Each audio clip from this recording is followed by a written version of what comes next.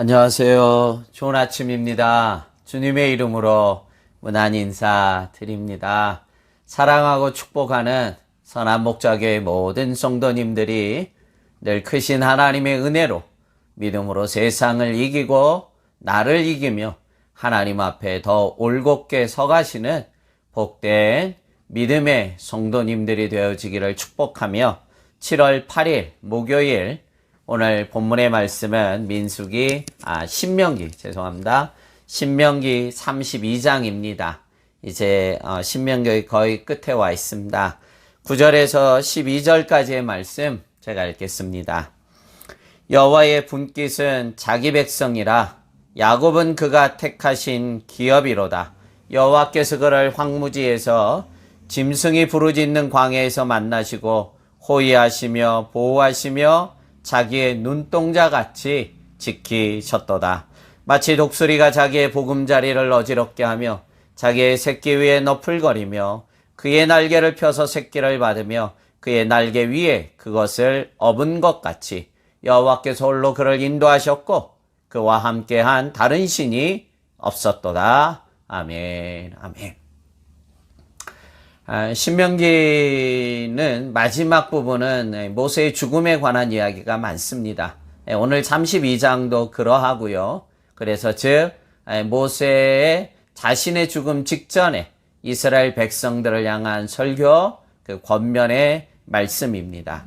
그 중에서도 오늘 함께 읽은 본문은 가나안 땅 들어가기 전에 왜 너희들을 광야 40년의 그 험난한 훈련을 시키셨는지 그의 모습을 그 의미를 오늘 다시 되짚으면서 말씀해주고 있습니다. 그래서 자기 백성을 훈련시키시는 아버지의 마음 그리고 어떤 방법으로 너희를 훈련시켰는지 그 놀라우신 하나님의 은혜를 오늘 본문을 통해 깨닫게 하고 있습니다.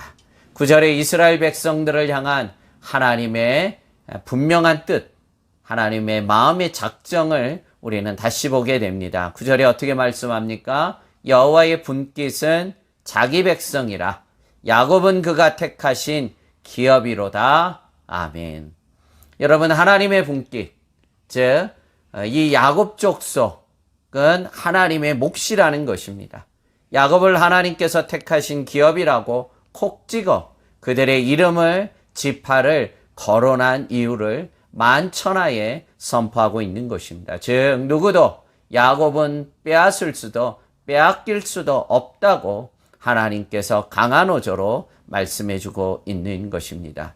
그래서 10절에 보면 비록 이들이 황무지 광야를 지날지라도 이들을 눈동자같이 보호하셨다는 것입니다. 10절입니다.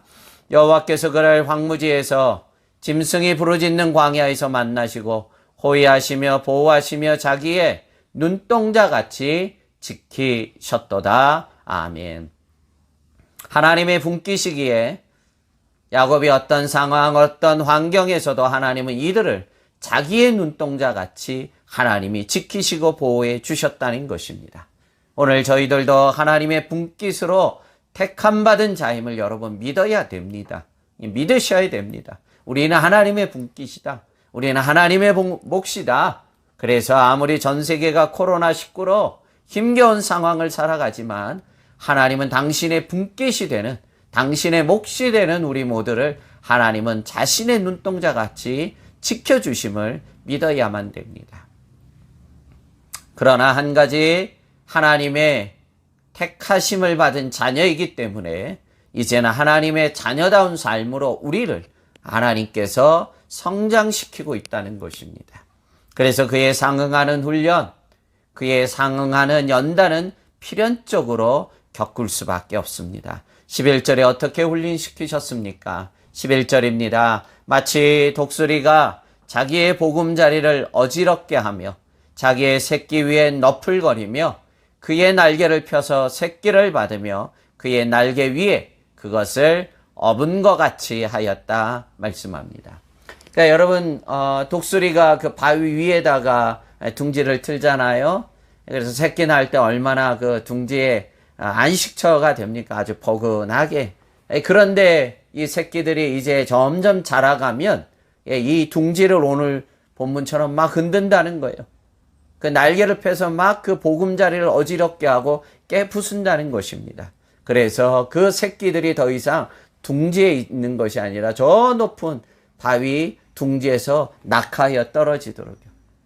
그러니까 본능적으로 이 날짐승들은 날개를 퍼덕일 수밖에 없고, 이들은 이렇게 수차례 수십 번 수백 번 반복하면서 어느덧 하늘의 제왕이 되는 것입니다. 독수리로 장성해야 하기 때문에 훈련은 필연적이듯 하나님께서는 하나님의 자녀로 택한 우리가 하나님의 백성다운 삶으로 살아가기 위해서 우리를 연단시키고 훈련시키셨다는 것입니다. 그러나 오늘 본문의 말씀처럼 네가 떨어뜨리지만, 하나님이 떨어지지만 하나님이 날개로 그 새끼를 받으신과 같이 내가 너희를 받았다는 거예요. 안으셨다는 거예요. 보호해 주셨다는 것입니다. 여러분, 이렇게 하나님의 연단과 훈련은 결국 오늘 말씀이 뭡니까? 우리를 죽이기 위한 훈련이 아니라는 거예요. 이거는 우리를 살리고 우리를 성장시키고 우리를 커가게 하시는 하나님의 은혜가 담긴 훈련이라는 것입니다. 이 하나님의 마음을 읽어내야만 됩니다. 우리도 하나님의 자녀로 빚어가는 거룩한 과정들이 마치 독수리가 둥지 밖으로 떨어뜨림과 같은 혹독한 시련을 겪지만 하나님은 당신의 날개를 우리로 받아 주실 줄로 믿습니다. 이렇게 함으로 마지막 12절 어떤 말씀을 하고 있습니까? 12절입니다. 여호와께서 홀로 그를 인도하셨고 그와 함께한 다른 신이 없었도다. 결국 이 연단과 훈련을 통해 오직 하나님만을 소망하도록, 하나님만이 너의 주인인 것이, 하나님만이 너의 구세주임을 알게 하셨다는 것입니다.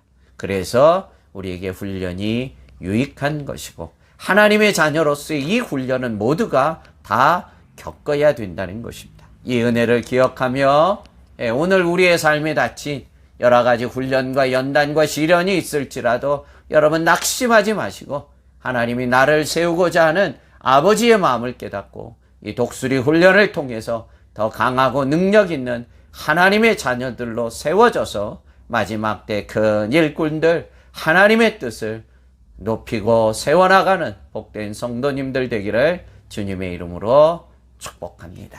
기도하겠습니다. 하나님 아버지, 참 감사하고 이제 가나안 땅에 들어가는 저들을 향한 모세의 마지막 설교의 말씀들을 통해서 왜 광야 40년을 훈련시키셨는지, 하나님, 저희들이 오늘 이 훈련 과정에 있는데 결국 우리를 하나님의 사람으로 빚어가고자 하는 하나님의 거룩한 뜻이요, 우리를 죽이기 위한 것이 아니라 우리를 살리고 우리를 세우고 강건케 하시는 하나님의 은혜의 훈련인 것을 깨닫고 우리가 이 혼돈의 시절에 낙심하지 말고 하나님의 말씀을 붙잡고 믿음으로 더 장성해 나가는 복된 성도들 되게 해 주옵소서. 우중에도 종들 건강을 지켜주시기를 구하고 예수님 이름으로 축복하며 기도합나이다. 아멘.